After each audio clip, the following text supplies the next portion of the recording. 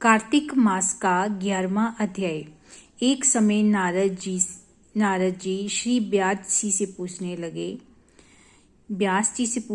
लगे कि हे व्यास जी, गृहस्थ आश्रम सब आश्रम से उत्तम क्यों माना गया है। तब व्यास जी ने कहा, जैसे सब नदियां समुद्र में आश्रय पाती हैं और सब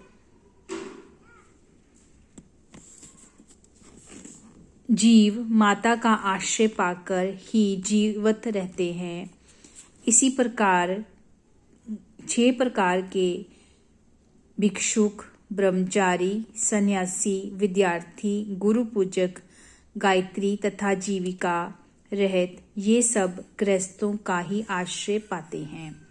फिर व्यास जी बोले कि हे नारद, अब तुम अति पुण्य देने वाला एक पुरातन इतिहास सुनो। उत्तरापाद राजा का पुत्र उत्तम था, जो बड़ा बलवान और मदिरा पीने वाला था। उसने बहुला नाम वाली स्त्री के साथ विवाह किया और राजा रानी दोनों ही अति प्रेम के साथ रहने लगे। एक समय राजा ने वैश्य का नृत्य देखते हुए मदिरा पान किया और रानी को भी मदिरा पान के लिए कहा, परंतु रानी ने उसका कहना नहीं माना। इस पर राजा ने क्रोधित होकर अपने अनुचरों को आज्ञा दी कि इस रानी को किसी निर्जन वन में छोड़ आओ। तत्पश्चात राजा रानी के वियोग में दुखी तो हुआ, मगर उसने दूसरा विवाह नहीं किया और प्रजा की पुत्र के समान पालना करने लगा। एक दिन एक ब्राह्मण राजा के पास आकर कहने लगा कि हे राजन, कोई मेरी स्त्री का अपहरण करके ले गया है। उसके वियोग में मैं अति दुखित हूँ, इसलिए तुम उसे ढूंढ कर लाओ। राजा कहने लगा कि महाराज, मैं नहीं जानता कि आपकी स्त्री कौन, किधर और कहाँ ले गया है। अंत में आपकी स्त्री कैसे ढूंढ कर ला सकता हूँ। ब्राह्मण कहने लगा कि राजन, छठा भाग लेकर आप प्रजा की रक्षक हैं। मेरी स्त्री घर में सो रही थी, वहां से उसे कोई हर कर ले गया है। अब आपका कर्तव्य है कि आप उसे कहीं से भी ढूंढ कर लाओ। राजा कहने लगा कि हे विप्र, मैंने तुम्हारी स्त्री को कभी देखा तक नहीं। वह कैसे स्वभाव वाली और कैसी रूप वाली है। तब ब्राह्मण बोला कि वह यद्यपि कठोर वचन बोलने वाली, कुरूपा, काले रंग की तथा कर्कश स्वभाव वाली है, परंतु मैं उसकी कोई निंदा नहीं करता, क्योंकि वह मेरी पत्नी अर्थात अर्धांगिनी है। तब राजा कहने लगा कि जब तुम्हारी स्त्री ऐसी कुरूपा और क्रूर स्वभाव वाली है, तो तुम उसे लेकर क्या करोगे। मैं अति सुंदर और कल्याणकारी दूसरी स्त्री लाकर दे सकता हूँ। ब्राह्मण कहने लगा कि राजन, मेरी स्त्री मेरे धर्म और कर्म की अर्धांगिनी है। उसकी रक्षा करना मेरा परम धर्म है। जो अपनी स्त्री की रक्षा नहीं करता, उसके वर्ण शंकर संतान उत्पन्न होती है और उसके पितर नरकवासी होते हैं। जो मनुष्य वैश्यगामी होता है, उसका कल्याण नहीं होता। जो मनुष्य ऋतु काल के पश्चात अपनी स्त्री से भोग नहीं करता, उसके पितर 1 मास तक उसके रुदर में तैरते हैं। ब्राह्मण के ऐसे वचन सुनकर राजा अपने अस्त्र लेकर रथ पर सवार हुआ और चारों ओर घूम फिरकर उस स्त्री को खोजने लगा। कुछ दूर जाकर उसने एक आश्रम देखा। वहां पर एक महान तेजस्वी ऋषि कुशा के आसन पर विराजमान थे। राजा को देखकर उस ऋषि ने कोई राजा का आदर सत्कार नहीं किया और बोला, मैं जानता हूँ कि तुम राजा उत्तानपाद के पुत्र हो, मगर तुम यहाँ किस कारण से आए हो। राजा कहने लगा कि हे मुने, ब्राह्मण के घर से कोई उसकी स्त्री को हर के ले गया है। मैं उसी की खोज में इधर आया हूँ। परंतु आपने अर्ध आदि कुछ भी नहीं दिया और ना ही किसी प्रकार का सत्कार किया। इसका क्या कारण है? ऋषि ने उत्तर दिया, राजन, तुम अर्ध योग्य होते भी इस समय उसके पात्र नहीं हो, क्योंकि तुमने अपनी निरपराध स्त्री को वन में त्याग दिया है। जहाँ स्त्री का ये धर्म है कि वह तन मन से अपने पति की सेवा करे तथा उसकी आज्ञा का पालन करे, वहाँ पुरुष का भी धर्म है कि वे अपनी स्त्री का यथोचित सम्मान करे। जिस घर में स्त्रियों का मान होता है वहाँ पर देवताओं का वास होता है। जहाँ स्त्रियों का अनादर होता है वहाँ कभी सुख शांति नहीं रह सकती।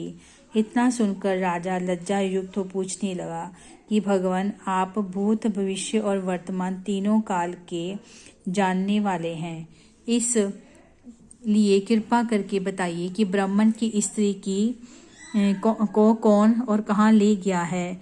ऋषि कहने लगे कि राजन, अवदिति का पुत्र बलाक नामक राक्षस उस ब्राह्मणी को उत्पालव्रत वन में हर कर ले गया है। सो जाओ और उसको ढूंढकर ब्राह्मण का संयोग कराओ। राजा ने मुनि को प्रणाम किया और अपने रथ पर सवार होकर मुनि के बताए हुए मार्ग पर जाकर उत्पलाव्रत वन में जा पहुंचा। वहां जाकर देखा कि एक स्त्री विलव फल खा रही है। जैसा ब्राह्मण ने बताया था वैसा ही उसका रंग रूप देखकर राजा ने उसे पहचान लिया और कहा कि हे कल्याणी, तुम कौन हो और इस वन में कैसे आई हो?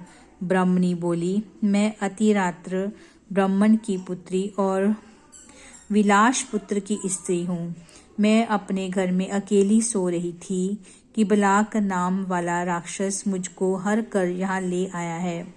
यहाँ लाने के बाद ना तो उसने किसी बात का कष्ट दिया और ना ही मेरा अस्तित्व नष्ट करने की चेष्टा की। इतना होने पर भी मैं यहाँ अत्यंत दुखी हूँ। राजा ने कहा कि हे ब्राह्मणी, वह राक्षस कहाँ गया है? मुझको तुम्हारे पति ने ढूंढने के लिए भेजा है। ब्राह्मणी ने कहा कि वह इस वन में अमुक स्थान में गया है। तब राजा ने ब्राह्मणी के बताए हुए स्थान पर जाकर राक्षस को देखा। राजा को देखकर वह राक्षस उसके पैरों पर गिर पड़ा और कहने लगा कि राजन, मुझे क्या आज्ञा है? राजा ने कहा कि हे निशाचर, तू इस ब्राह्मणी को क्यों लाया है? राक्षस कहने लगा कि राजन, जो हुआ सो हुआ। अब आप मुझे जो भी आज्ञा देंगे मैं प्रसन्नतापूर्वक उसका पालन करूंगा। तब राजा ने कहा कि हे निशाचर, यदि तू इस स्त्री के साथ विवाह करना चाहता है तो देख, ये अत्यंत कृपा है। यदि खाने का इरादा है तो वैसा कह। राक्षस कहने लगा कि राजन, मेरे घर में अनेक अप्सराएं हैं, उनको छोड़कर मैं कभी किसी के साथ भोग की इच्छा नहीं की। मैं मांस भी नहीं खाता। मैं तो केवल पूर्व जन्म के पापों का प्रायश्चित कर रहा हूँ। इस ब्राह्मणी का पति राक्षसों को मारने का मंत्र जानता है। अतएव जब आप इस यज्ञ का अन्न ग्रहण करने के लिए जाते हैं तो वह हमको वहां से भगा देता है, क्योंकि सब यज्ञों का वही आचार्य बनता है। इसी कारण उस ब्राह्मण को दुखी करने के लिए मैं उसकी स्त्री को हर लाया हूँ, क्योंकि बिना स्त्री के पुरुष कर्म का अधिकारी नहीं होता। ये सुनकर राजा ने विचार किया कि ये राक्षस भी हमारी ही निंदा करता है। मुनि ने भी हमको अर्ध योग्य नहीं समझा। राजा अपने मन में ऐसा विचार ही कर रहा था कि राक्षस कहने लगा कि राजन, मैं आपकी प्रत्येक आज्ञा का पालन करूंगा।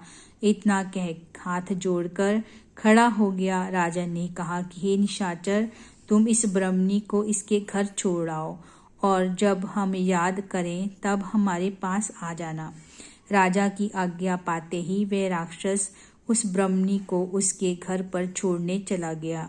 तब राजा सोचने लगा, मैंने अपनी निर्दोष पत्नी स्त्री को घर से निकाल दिया, अब ऐसा कौन सा पुण्य कर्म करूं जिससे ये पाप दूर हो। तब राजा पुनः उन्हीं मुनि के पास गया और उनसे अपना कर्तव्य पूछा। मुनि ने कहा कि हे राजन, इस पुरुष के लिए स्त्री धर्म, अर्थ, काम और मोक्ष सभी कुछ देने वाली है। स्त्री के बिना पुरुष को इस लोक तथा परलोक कहीं पर भी सुख नहीं मिल सकता। स्त्री चाहे खोटे स्वभाव वाली, मूर्ख, कुरूपा, रोगी और दरिद्री क्यों ना हो, पुरुष को उसका सम्मान करना ही चाहिए। राजा कहने लगा कि हे मुने, मैंने अपनी निर्दोष एवं पतिव्रता स्त्री को बिना अपराध त्याग दिया, अब मैं क्या करूं। तब मुनि ने कहा कि राजन, तुम्हारी स्त्री को शतापात नाम के नाग ने वन में घूमते हुए देखा तो वह उसको पाताल लोक में ले गया है। उस नाग की नंदा नाम वाली एक कन्या है, उसने अपने घर में उसको छुपा कर रखा है। ये सुन राजा वहां से अपने घर आया और ब्राह्मण को स्त्री सहित अपने घर में देखकर बहुत प्रसन्न हुआ। तब पश्चात राजा ने बलाक नामक राक्षस को याद किया तो वह तुरंत ही राजा के पास आकर उपस्थित हो गया। बलाक को देख राजा ने उसे पाताल लोक से अपनी स्त्री को लाने का आदेश दिया। उसके बाद वह राक्षस पाताल लोक गया और वहां से राजा की स्त्री लाकर उसको सौंप दी। तब पश्चात राजा रानी बड़े प्रेम से रहने लगे। नारद जी कहते हैं कि हे राजा पृथु, हमने तुमको गृहस्थ आश्रम महात्म अति विस्तार सहित सुनाया। अब और क्या सुनने की इच्छा है सो कहो।